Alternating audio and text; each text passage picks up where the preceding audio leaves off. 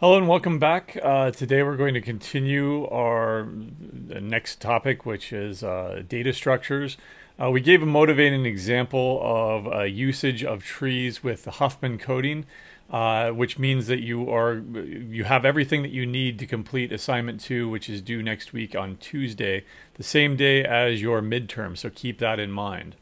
Before we do continue with our review, I did want to address one issue.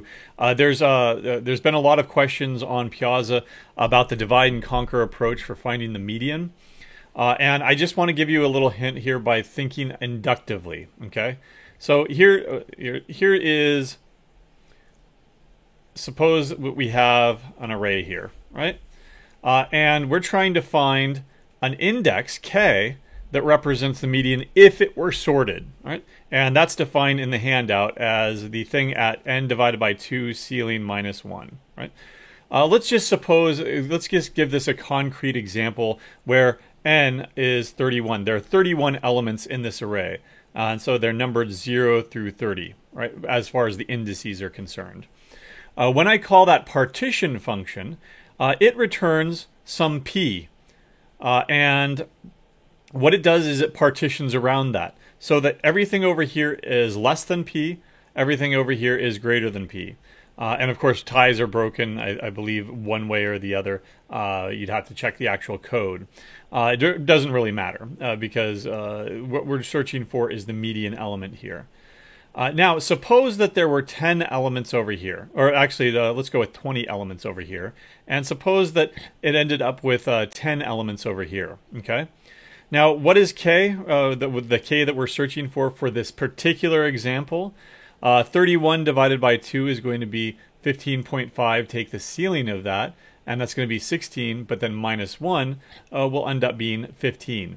If this entire thing were sorted, we'd be looking for the thing right in the middle at index 15, right? But we don't have that, and we're not allowed to sort, and we're not allowed to do anything other than that partition function. We're not allowed to use a conventional for loop here, okay, or a while loop or anything like that. So hopefully you understand that just simply by partitioning this, that the median is somewhere over in this half of the list over here, right? Because there are 20 elements over here, there are 15 elements over here. If there are 20 elements over here, then P ends up being, 21. 0 through, actually, sorry, it's 0 indexed, so it's going to be 20, right? That's the index at which the pivot element was put in there. That's why it's called P. It stands for the pivot. Index 15 still lies over here somewhere, right? But whatever is stored there is not necessarily the median, right? You don't have that guarantee because it's not sorted. Partitioning doesn't sort it. It just adds, or it just partitions around this pivot element here, okay? But you do know that you need to recurse on this half of the list. Still looking for, so when you do that, of course, you have elements 0 through 19 here, and you're still searching for the element at 15 if this subarray were sorted, okay? Now let's take another, so you would recurse and you would end up looking at this subarray and searching for not the median of the subarray. The median of the subarray would end up being at like index 9 or something. You'd be still searching for, if this were sorted, what is it? What is the element at index 15? Okay, so you do have to update what this is called an order statistic. I want the first element, in other words, the least element. That's order statistic 0. I want the second. I want the largest element. That's order statistic n minus 1, right? Or a median here. I want order statistic n divided by 2 minus 1. So you're basically asking for a new index, a new order statistic in this subarray here. Now let's look at another situation where the situation is reversed, right? And hopefully you can see here that if you get lucky and partitioning puts like 10 elements over, or I guess this is 30, so or say 31, 15 elements over here, 15 elements over here. You got lucky. That partitioned element is right there where you need it to be. And that's the median element. But here you're not so lucky. Suppose that you've got 10 elements over here and 20 elements over here. The indices on these subarrays here run from 0 through 9. P is now not 20, it is now 10. And then these run from 11 up to 30, right? And you know, because there are more elements over here, that the median lies over here at index 15. Let me just go ahead and fill these in, 12, 13, 14, right? So when you recurse on this, you might end up producing a brand new array with new indices. The indices here will be 0 through, and there are 20 elements in there, so 0 through 19. You're not looking for the median index of that subarray. You are still looking for that index over here, which is slightly to the left of that, right? And since the original indices were 11, 12, 13, 14, 15, up to 30, those would end up mapping to 0 through 19. So if you were originally searching for index 15, what does that get mapped to? 0, 1, 2, 3, 4. Right? So now I need to search this for element k equals, what did I say, 0, 1, 2, 3, 4, right? If it were sorted. Right? So think about it generally like that. Think about it generally that you're not searching necessarily for the median all the time, because that's not true. When you split it up, the median index changes. So think about it in terms of, here's my array, and an integer k, an index k. I'm searching for the kth largest element, right? And then think about how you can recurse using that partition function. Okay. Remember that we are on Piazza here. If you have any questions, please go ahead and post there. Otherwise, let's go ahead and continue with what we were looking at yesterday. We gave a quick review of heaps after we looked at Huffman coding, and now I want to talk a little bit about binary search trees. And for that, we might need a little bit of a review as to binary search trees, especially if everything was rushed at the end of Computer Science 2 for you, and you didn't have time to do the required homework from spring, or it's been a long time since you took it, or maybe you didn't cover trees at all. Right? But trees are acyclic graphs. Right? That's the general definition of what a tree is. All right, it doesn't necessarily have to be oriented. You can have it's just a tree, right? That ensures that between any two vertices in that tree, there's exactly one path. You can talk about disconnected trees. There's a tree over there, and a tree over there, and a tree over there. My graph is all of those things together, but those are we usually refer to those as forests. We're only going to be looking at trees because we want to use them to store data, for data structures. Right? Binary search trees, in particular, again, we're storing data here, so we're going to store a key. Each node contains a key, a unique key element. Right? And we're just going to usually identify these with integers. Right? And I'm putting that uniqueness constraint on that here because suppose you have two elements that you want to put into the tree with the same key value. All you have to do is break ties by some arbitrary value. Usually the way that you do this anyway is you are storing objects, and objects can be put through what's called a hash function, which is something that we'll also talk about probably early next week. And that hash function produces an integer.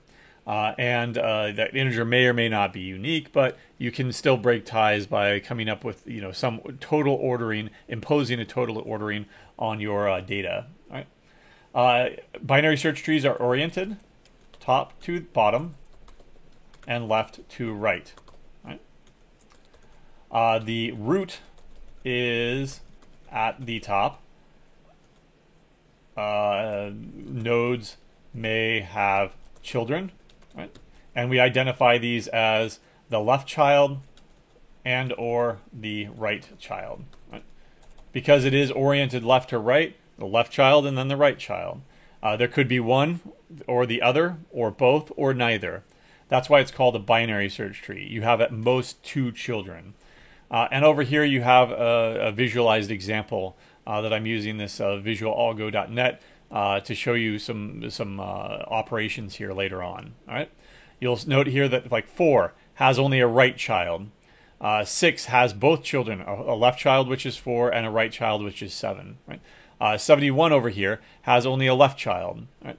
And of course, down at the bottom, if you have no children, you are referred to as a leaf. A node with no children is a leaf. Okay. The binary search tree property is that the key value for, let me rewrite it here, for every node with key k,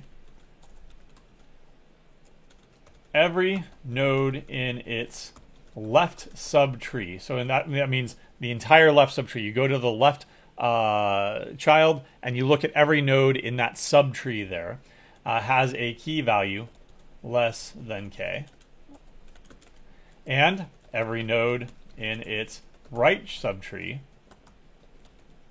has a key value greater than k. Right? I'm just making sure, hopefully you've seen this stuff before and you have a good understanding of how it works and everything like that. If not, then that's why we're doing this review here. So again, take a look at this tree. This is a binary search tree. 15 is at the root. 5, 7, and 50 are all leaves. Otherwise, all the other nodes are just called internal nodes. They're not special in any way. And if you look at 15, everything over here in the left subtree is less than 15. Everything over here in the right subtree is greater than 15. And that's an inductive property.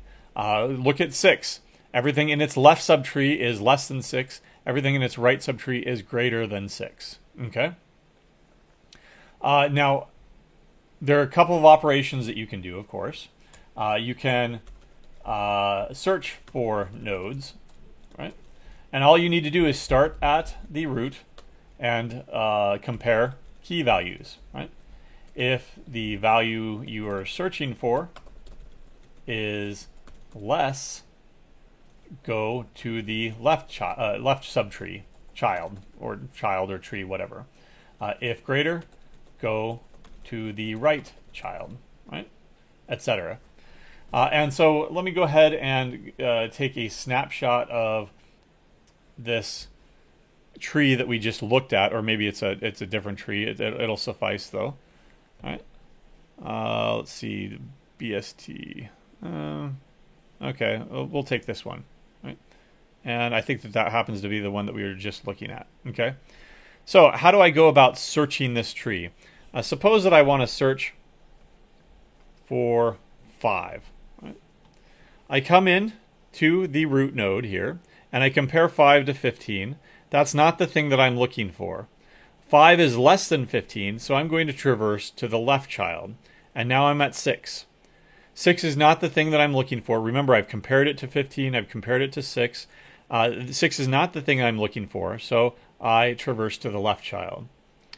4 is not the thing that I'm looking for, so I traverse to the right. And at that point, I'm done. I've found it. Okay? What if we instead were to search for 15? Right?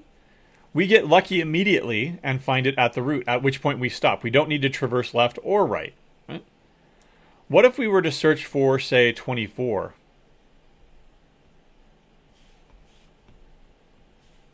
Again, we start at the root node here. 24 is greater than 15, so we traverse to the right. 24 is less than 50, so we traverse to the left.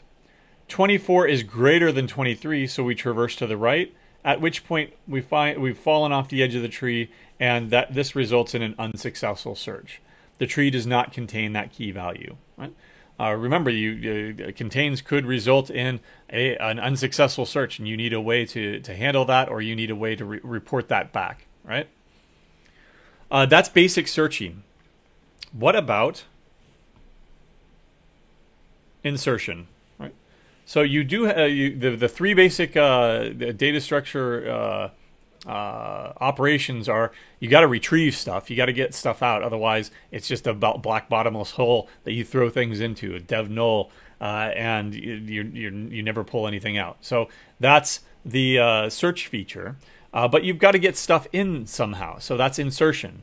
And then finally, the third one is, if you want, you can also delete things out of the tree.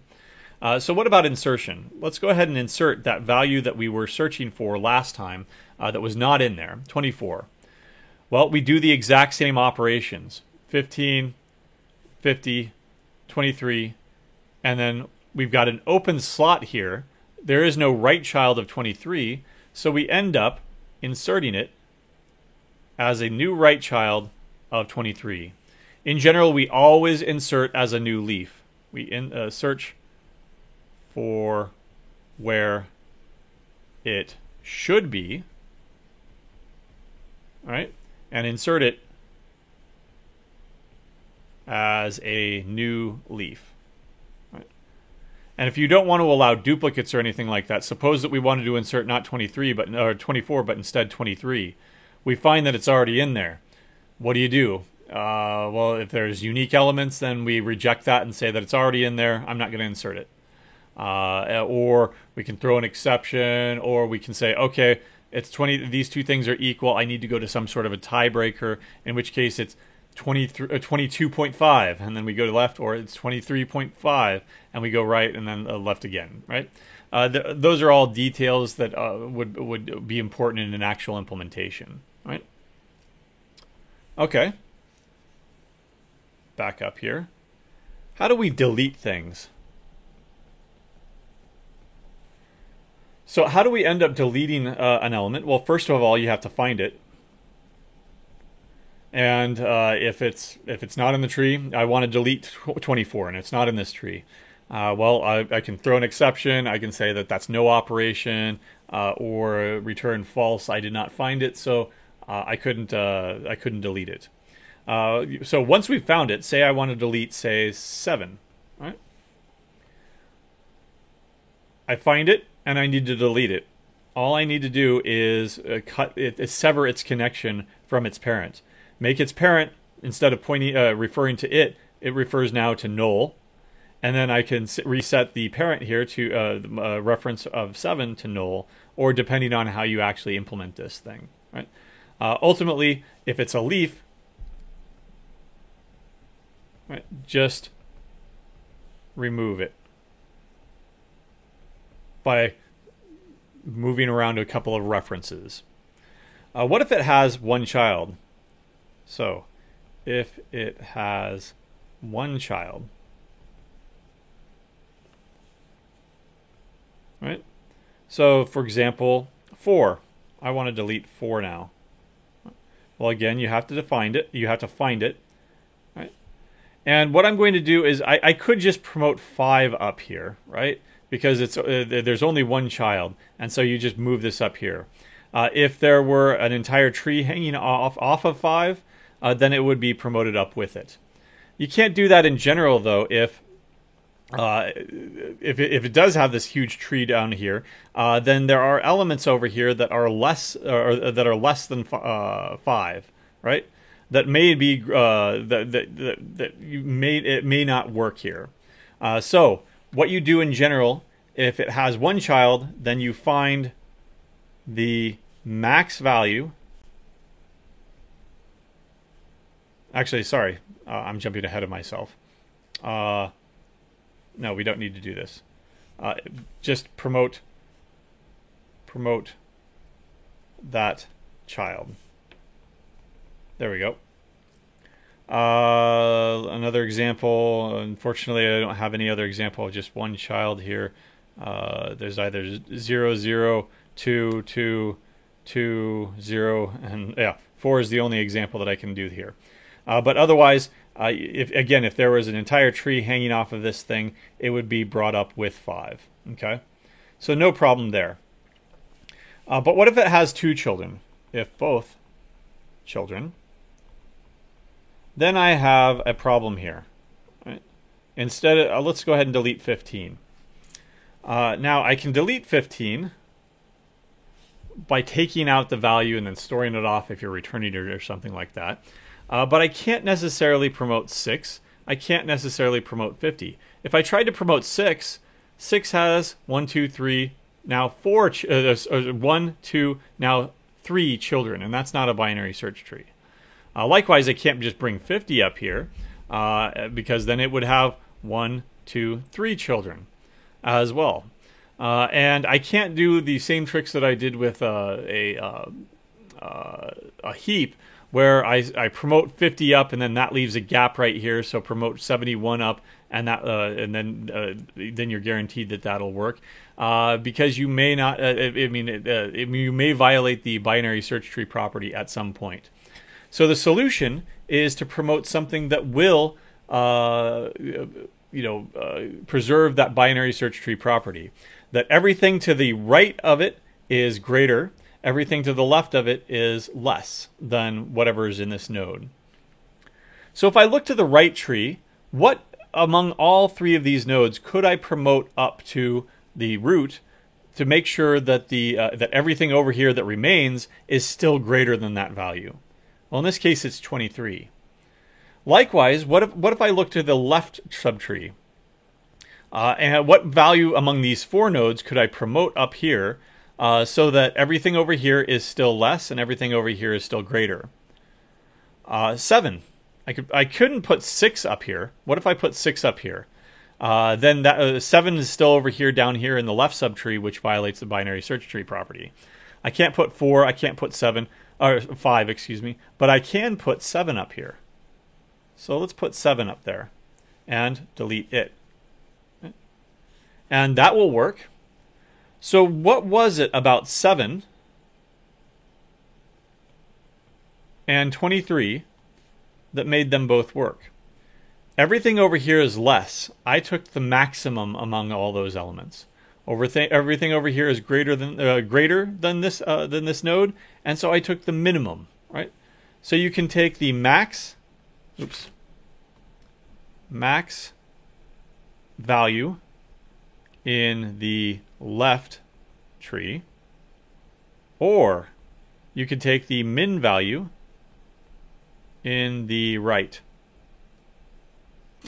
and promote it up to your deleted node, right? So let's suppose that we did say 23. Now, of course, that means that we also have to take care of 23 here by severing its connection to its parent. And in either case, if you choose the max or if you choose the min, it's guaranteed to either be a leaf, as it is in this case, or at most 1 child, right? In this case, a right child, because if this is truly the minimum, there can't be anything over here. If there were something over here, well, then I would take that, and that would be my minimum instead of 23.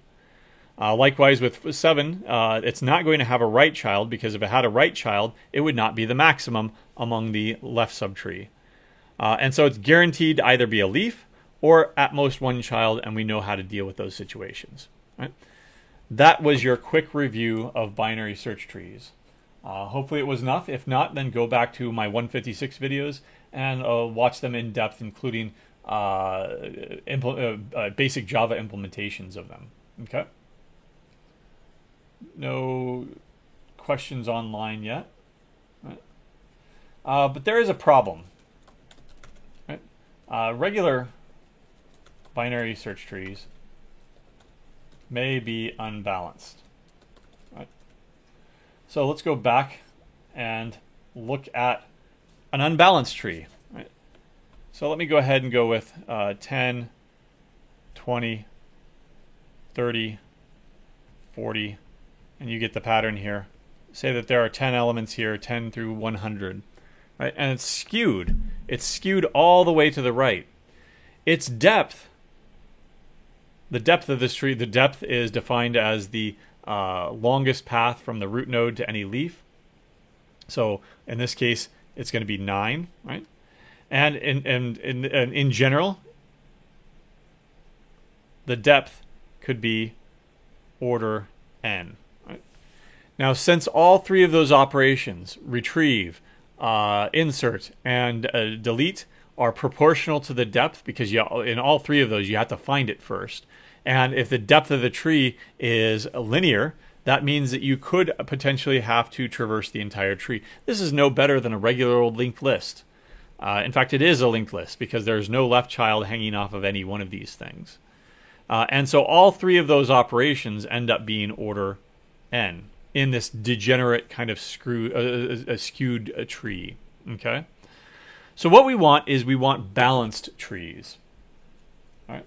Our goal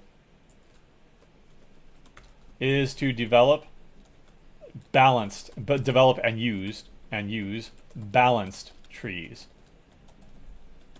Trees whose depth is order, and we can't make a guarantee on it in general, but of course we can have an order, a log n.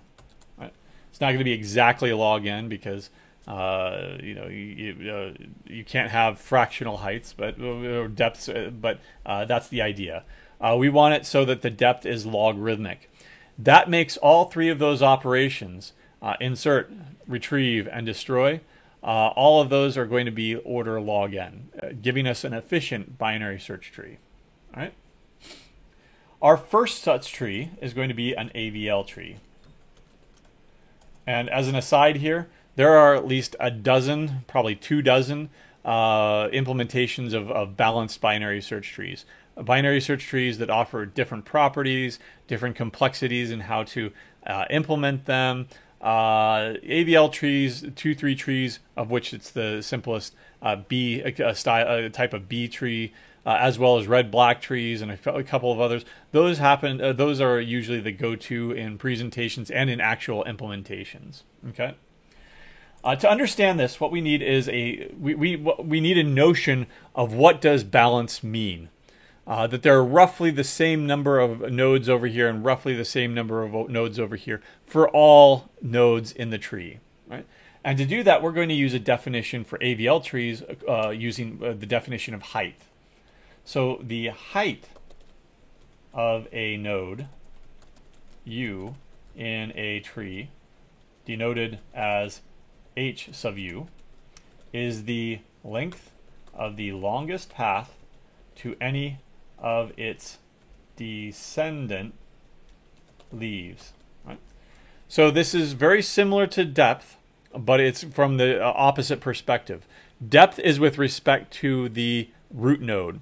If you have the root node, you start at the root node and you go down to a node, the length of the path that took you there, that's going to be the depth of that node. With U, what we're doing with height, what we're doing is we're not looking up with respect to the root, we're looking down with respect to leaves. Okay?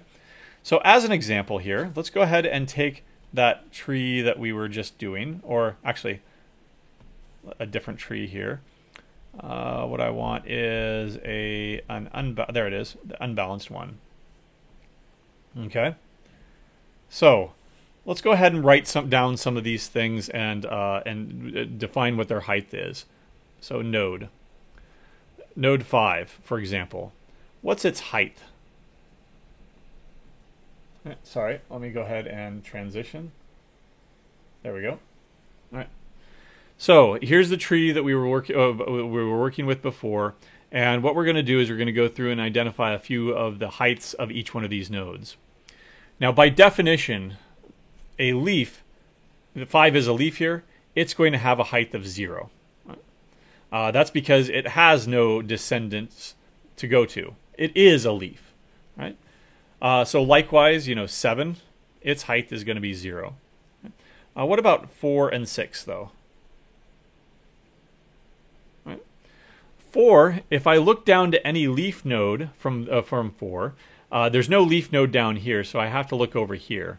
And the length of that path down there is just 1, so it has height 1. 7 again has height 0. What about 6? It has 2 children, so it has 2 potential paths to go down to understand its height. If I went down this path, then the length of that path is 1, and you're done because you're at the leaf. And so if I look from the perspective of the right, its height is only 1. But remember that the height is defined as the longest path to any of its leaves, any of its descendant leaves. If I went left instead, I would find a path of length 2. So consequently, its height is 2. Okay? What about 50? It has a height of 0 because, again, it is a leaf. 71 is going to have the same height as 4 because it's kind of a mirror image of it. So it has a height of 1. What about 23? Again, if I look to the left, there are no descendant leaves. So if I look right, I see a path of 1, 2. It has a height of 2. So 23 has a height of 2. What about the root node here?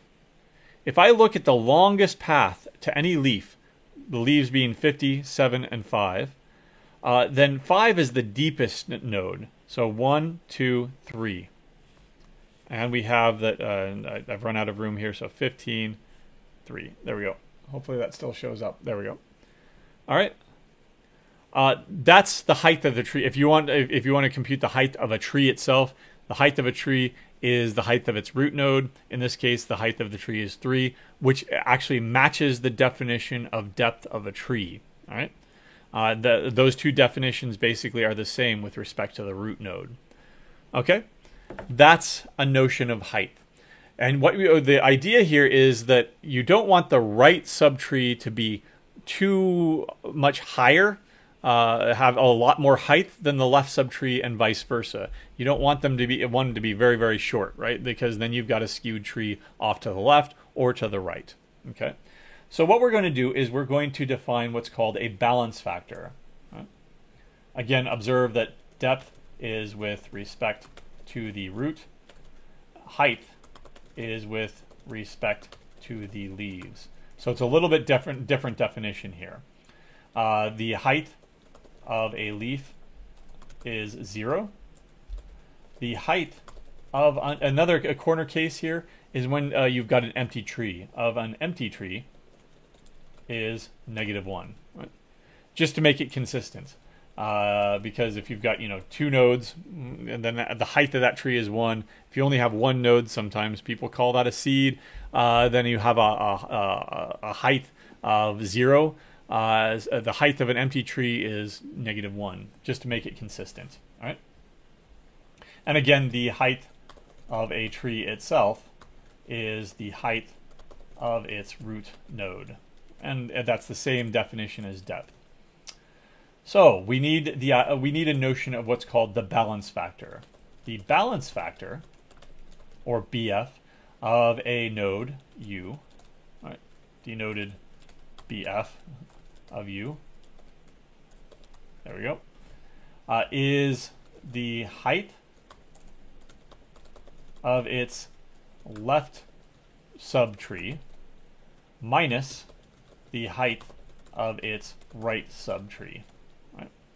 Okay, so let's go back to our example and also compute all the height or the balance factors of these nodes. Okay, so balance factor.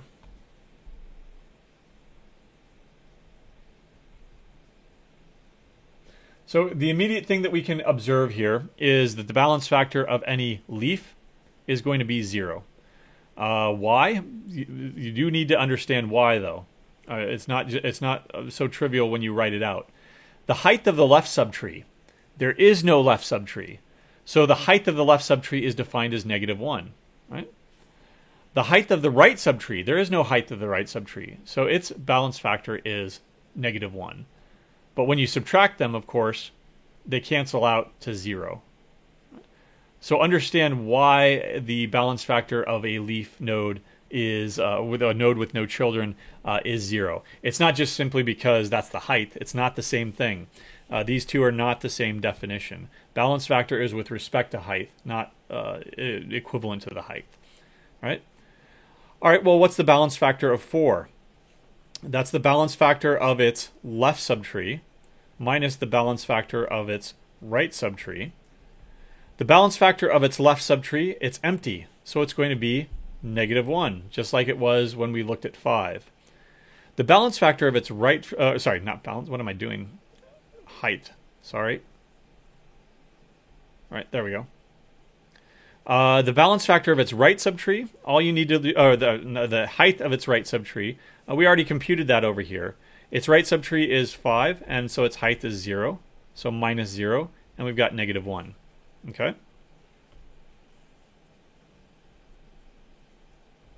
What's the balance factor of 6?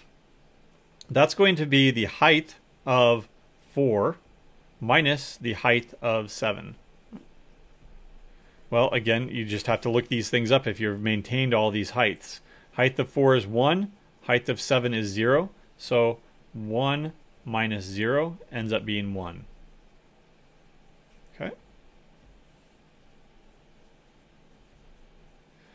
7, is just like a 5, is going to have a balance factor of 0, but it's because it's negative 1 minus negative 1. Likewise, we can fill that in for 50 as well. It's going to have a balance factor of 0. 71, it has a balance factor of height of 50 minus the height of an empty tree, right? So the height of 50 is 0 minus negative 1, so it ends up being positive 1. Okay. What about 23? This is where it gets interesting. The height of 23, or the balance factor of 23, is going to be the height of its left subtree, which is empty, minus the height of its right subtree, 71, which is equal to negative 1 minus, and then the height of 71 was 1. That ends up being negative 2. Right? It's the first thing that we've seen here that is kind of more unbalanced than all the others. And that makes sense because 23 has no left child. What did I say? It was negative. Yeah, negative 2. Excuse me. It has no left child at all. Everything below 23 is skewed to the right. Okay, and it's really unbalanced. But otherwise, the height of 15, or the balance factor of 15, is equal to the height of 6 minus the height of 23. The height of 6 was 1 minus the height of 23, which was 2. And so this ends up being 1 minus 2. It's only negative 1. Right? In other words, it's kind of balanced over here. Okay? So, negative 1. Oops. There we go. Right. Those are all the balance factors. Now let's make some observations before we move off of this diagram here. A balance factor of 0 indicates almost a perfect, height of, did I screw this up? It should be 0 on 15. Height of 6 is 2. The height of 23 is 2. Sorry. This should be 0, right? There we go. All right. The balance factor of 0 indicates a well-balanced tree, right? And with respect to 15, it is well-balanced, right? At 1, 2, 3, 1, 2, 3 over here. It's almost. I mean, if you were to put granted, there are 4 nodes over here and there are 3 nodes over here, but it's not the weight of the nodes. It is the height of the subtrees. The height of the subtrees are equal, and therefore it is balanced at 15 with respect to height. What about a negative value? That indicates that it's unbalanced, but which way? Let's look at 4. It has a balance factor of negative 1. And as we can see here, it's unbalanced to the right. Right? So unbalanced to the right. Right? A balance factor greater than 0 indicates an unbalance as well to the, let's look at an example here, 6. Right? 6 is unbalanced to the left because it has a much deeper subtree than just the seed over here. So it's unbalanced to the left. And you can also observe that with respect to the most unbalanced node here, 23. It is completely unbalanced all the way to the right. It has a negative balance factor, which tells us that it's unbalanced to the right. The magnitude of the balance factor gives you an indication of how unbalanced it is. 23 is unbalanced to the right, and it is more unbalanced to the right than 4 is. Right? 23 is more unbalanced to the right than 4 is. A higher balance factor of -1 or 3 or 4 or 5 or 10, that tells you that it's really, really skewed. In this one really, really bad example here, it's completely unbalanced to the right, which would be, indicate a positive value, and consequently it would be I think, balance factor of 9 here, right? Which is completely unacceptable. An AVL tree is going to ensure that it's not perfectly balanced, but an AVL tree is going to ensure that it is at most unbalanced by a factor of 1. So in other words, in an AVL tree, this is not an AVL tree, by the way. We're only going to have nodes that with a balance factor of 0, 1, or -1. This kind of balance factor will not happen in our AVL tree. If it does, then we need to take care of it. Okay? And I'll show you how to take care of that here in a second. All right. So again, a balance factor of 0 indicates a perfect balance, or a well-balanced tree, right? Tree node, I should say. A negative balance factor indicates a skew to the right. A positive balance factor indicates a skew to the left. Right? An AVL tree is a binary search tree such that the balance factor of all nodes is -1, 0, or +1. I'll explicitly say +1 here. Because of that, due to the balance, we get a guarantee of a depth / height also, but I'll say depth, that is order log n. There we go. Thus, we've achieved our goals. Insertion, deletion, and search are all going to be order log n. When you insert something and when you delete something, you may have to rebalance the tree, and we're going to take a look at that here in a second. An AVL tree guarantees this property by using rotations. Right? So let's take a look at what we mean by that. So let's take this subtree over here that we observed was really unbalanced. Right? If it's a balance factor of 0, 1, or +1, we don't have to worry about those. Forget about it. But if we have a balance factor that exceeds one of those and goes to 2 or -2, we need to take care of that. So let's go ahead and take that as an example. 23, and the values were 71 and 51. Actually, I'm going to do an even simpler example first. All right. Let's go with 10, 20, and 30. And really quickly here, let's just go ahead and compute the balance factors. I'm going to attach them to the nodes above in red. The balance factor of a leaf is going to be 0. The balance factor of 20 is going to be -1 because its left child does not exist. So minus the height of its right child, which is going to be, again, it's not this 0 right here. It is the height of 30. It's still 0, but it's not 0 because the height is 0. It's not 0 because its right child's balance factor is 0. It's 0 because its right child's height is 0. Right? So that's going to be -1. Right? And what about 10? -1 minus the height of 20, which is 1. So that ends up being -2. So my first observation here is that 10 is skewed to the right because it has a negative balance factor. Also, 20 is skewed to the right, but less so, right? Only by a factor of 1. We need to rebalance at 10.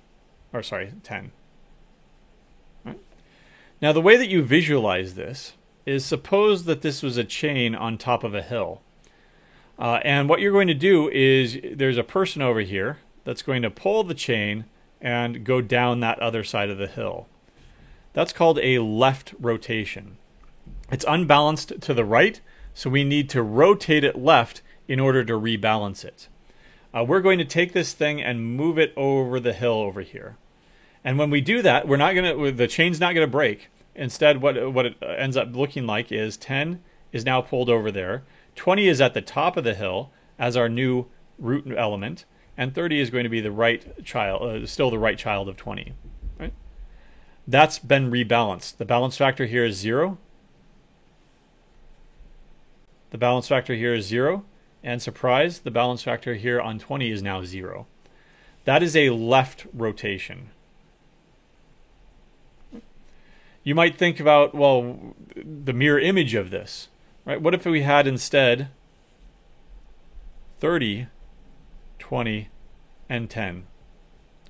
The balance factors would be reversed. 0, 1, and 2. I'll let you verify that on your own really quick there. But instead of rotating right, now that we know it's skewed to the left, we need to rotate it about this imaginary hill to the right. And that's going to be a right rotation. And when we are done with that, 20 is now at the top of the hill. 30 is the right child of 20. And 10 is the left child of 20.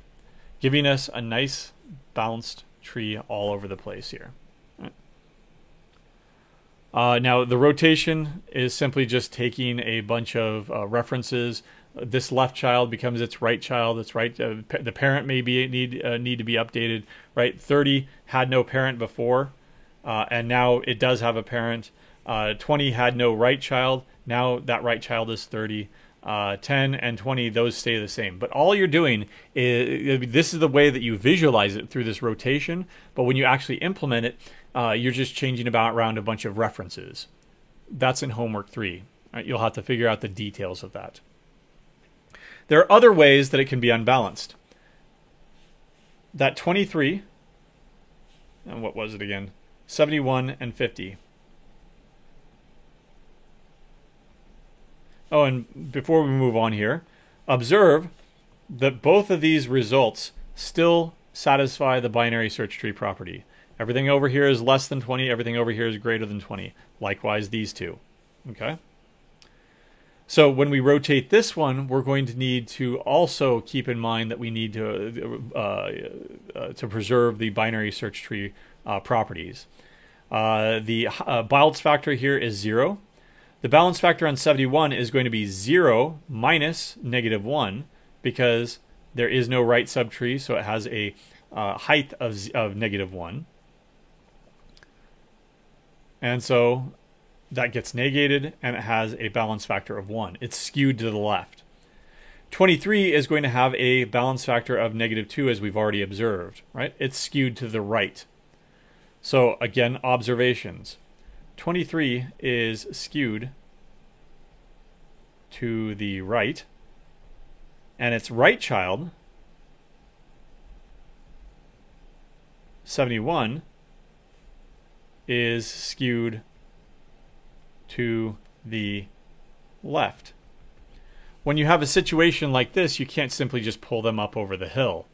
There might be children hanging, entire trees dangling off of all these things. And just simply pulling it up over, like rotating it or something like that, right? Let me use the magic here to show you what that would look like. No, I can't. Copy. Paste. Yeah, here we go. Right? You can't just rotate it up, right? 23 is less than 71, yeah, but 50 is less than 71, it can't be on a right child of 71. That's not a binary search tree, or it's not a valid binary search tree. Okay. So what we need to do is we need to do a different rotation. And I'm going. So I'm not going to draw the hill here because there are actually two hills. You're going to that 71 is skewed to the left. So let's rotate it first. We'll do a right rotation. And then once we've corrected for that, it gives us something that looks like this: 23, 50, and 71. But it's still skewed. In fact, it looks like something like this up here. So what we need to do is we need to do another rotation. That's a left rotation. So we do a right rotation about 71 and a left rotation about 23. Right? Around 23. And when we do that, then we're left with 50, 71, and 23.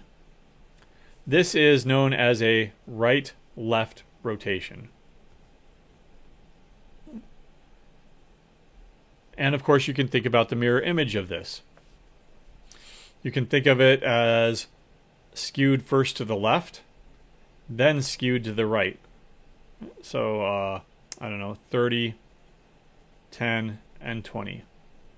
Now to correct for this, we do a left rotation around 10, giving us 20, 10, and then 30 is still up there.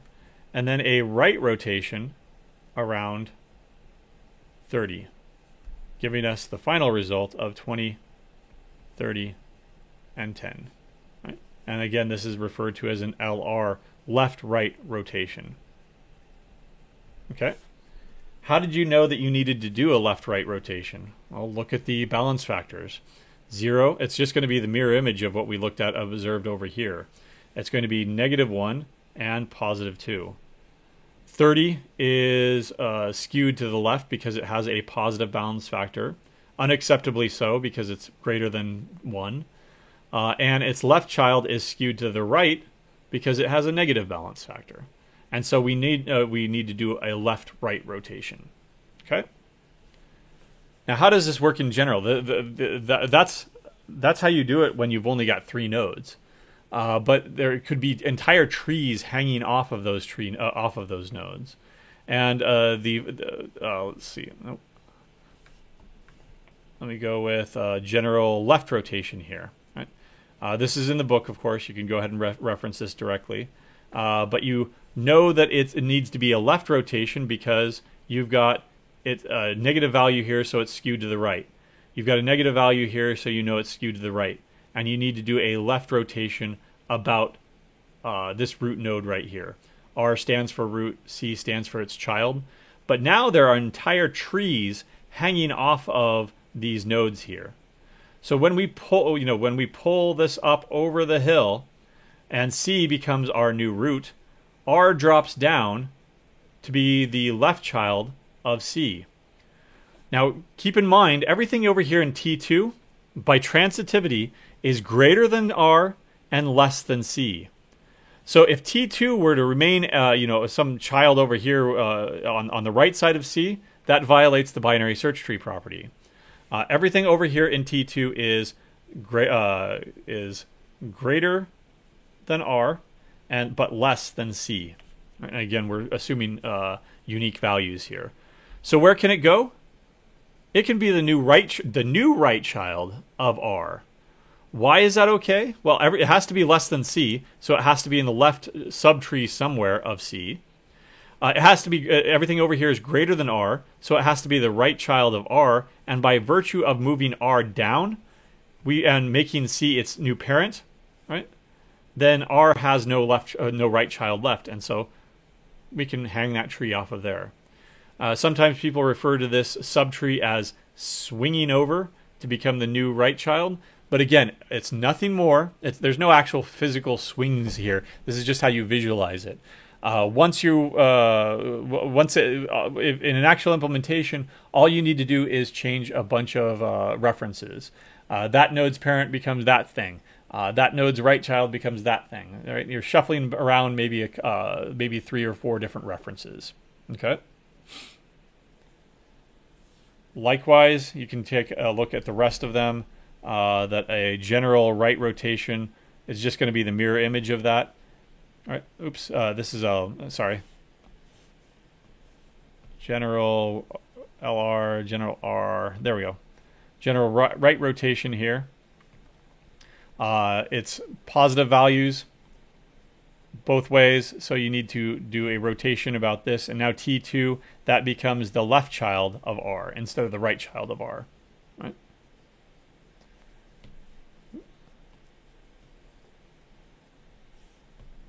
The general left-right rotation looks like this. So again, you are skewed first of all to the left and then to the right, because this is positive and then this is a negative. And so you need to do a left rotation about C and then a right rotation about R. Now, when you do this first rotation here, G becomes the new left child of R, right? But when you fix it by going with a right rotation, then everything ends up being balanced here.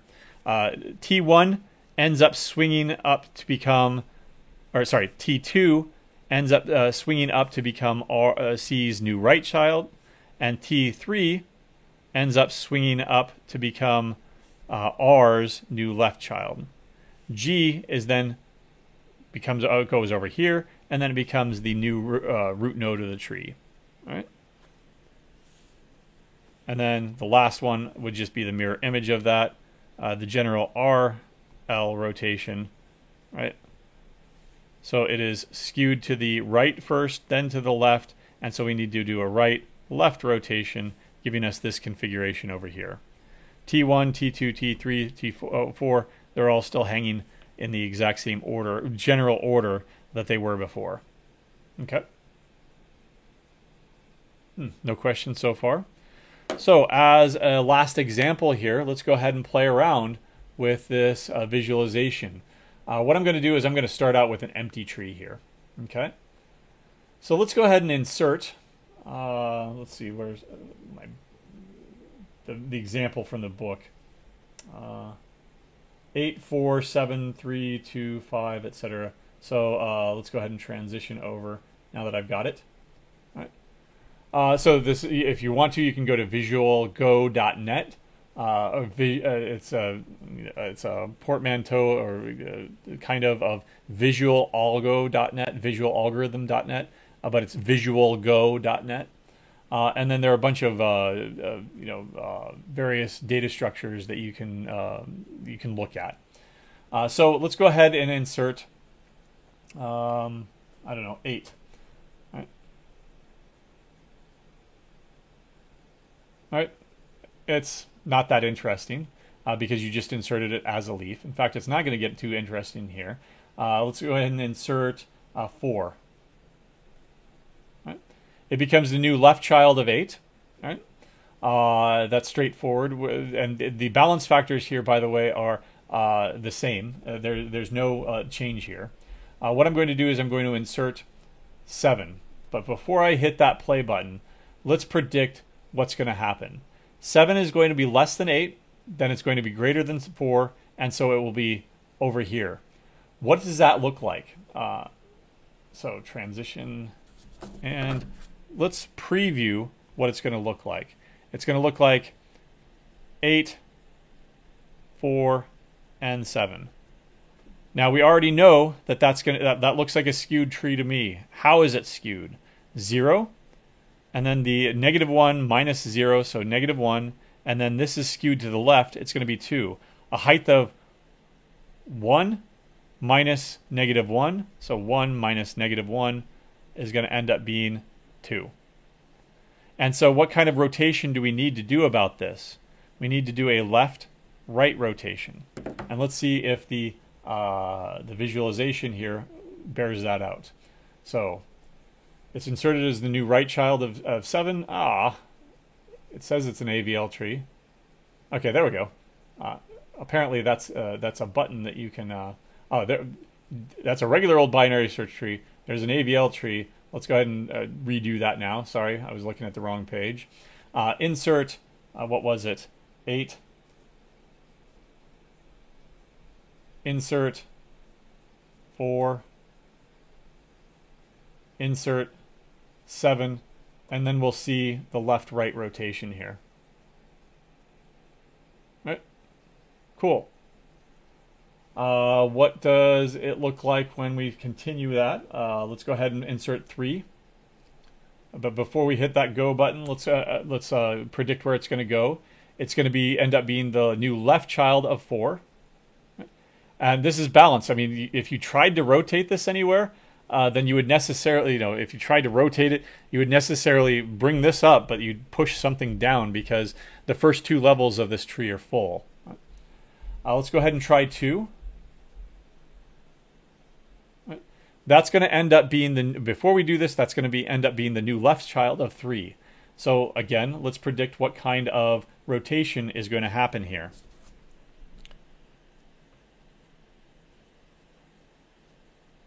It's going to end up being 7, and I won't draw the circles anymore. 4 and 3, and I'm about to enter to add 2. Right? What are the balance factors here? 0. This is going to be 0 minus 1, so 1. Oh, sorry. So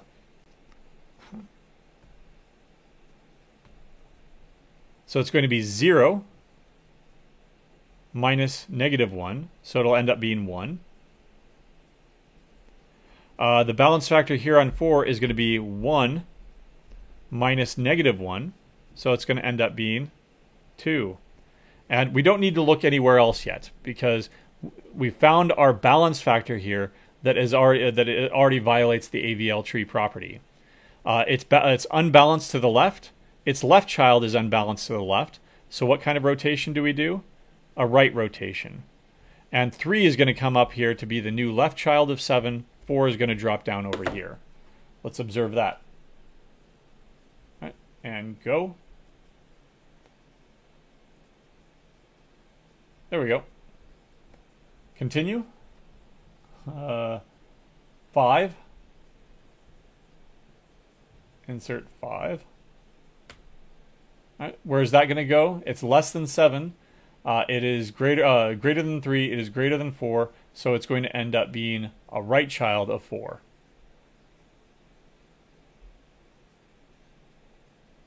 Did you see what happened there? Let's go ahead and reverse that. Right? And let's bring it over here. What kind of rotation was that? And I will get rid of this tree here. And reproduce what we have there. 7, 8, 3, 2, and 4.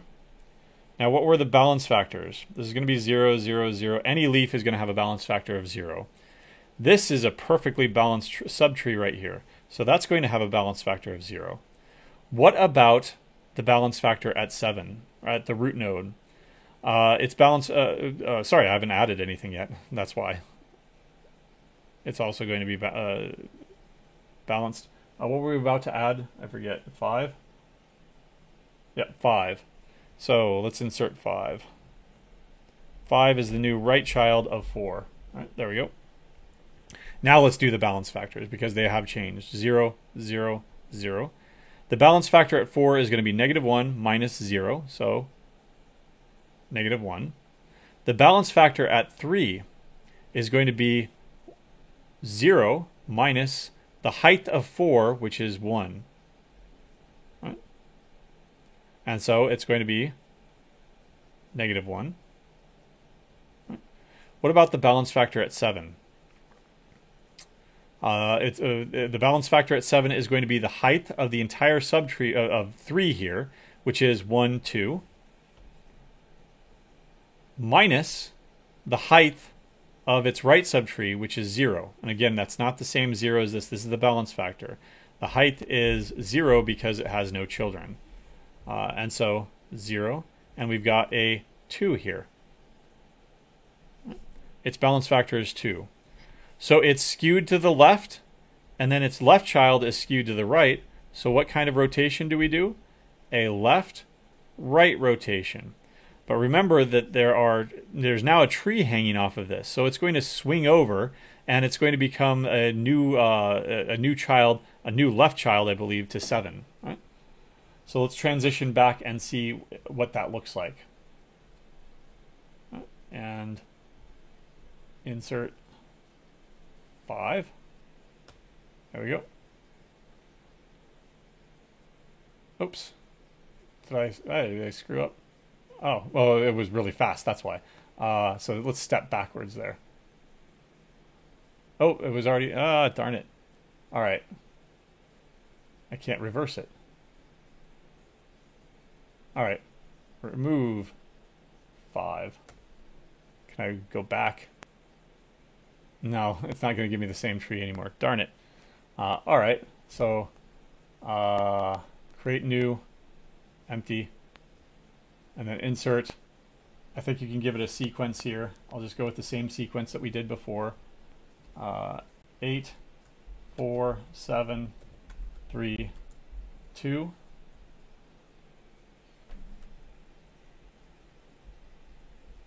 There's our left-right rotation again. There's our right rotation. There we go. Everything's balanced now. Now let's insert 5. And that will be the new right child of 4. I'm going to slow this down before I do it, though.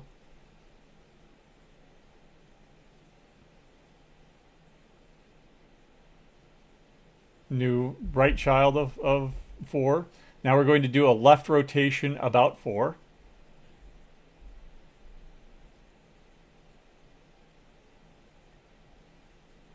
And then a right rotation about 7. And 5 comes down, like I said, to be the left child of 7. Excellent. You can go ahead and play around with this tool and see what it looks like. If you add 1 here, where's that going to be? That's going to be a left child of 2, and we'll end up doing a right rotation about 3, excuse me. Right. Rebalancing that left subtree. Okay. Now, we don't have, we'll continue with balanced binary search trees tomorrow. If you're interested in how deletion works, though, go ahead and take a look at the book, because what's going to happen is when you delete a node, you could unbalance that that subtree there, but you'll only unbalance it locally. In other words, only need to update the heights as you go up, as long as you're keeping track of the heights. And so you might need to rotate to fix that tree when you delete something, right? For example, let's see, do I have my example here? Right. Here's the example from this should be the example from the book. Unfortunately, all of them are at the end. Here we go. So here's what I'm talking about. Suppose that you want to delete something over here. I think we're deleting 3. It causes this to be unbalanced over here, so we have to rebalance it. But the fact that you've rebalanced it means that you have skewed the tree higher up. And now 20 is unbalanced. And so you have to rebalance 20, and then 30, and then rebalance it all the way up to the top.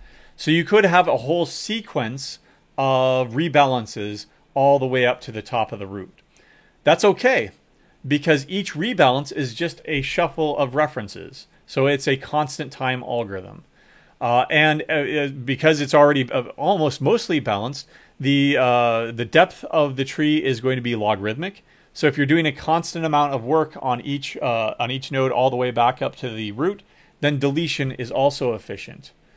Insertion, of course, searching, of course, is still the same on an AVL tree because it's still a binary search tree. Insertion is still the same, except that you have to take care of these rotations after you've inserted something. All right, I don't see any questions. So again, visualgo.net, and you can check out binary search tree implementations and AVL tree implementations. We'll go ahead and continue on Friday with 2-3 trees.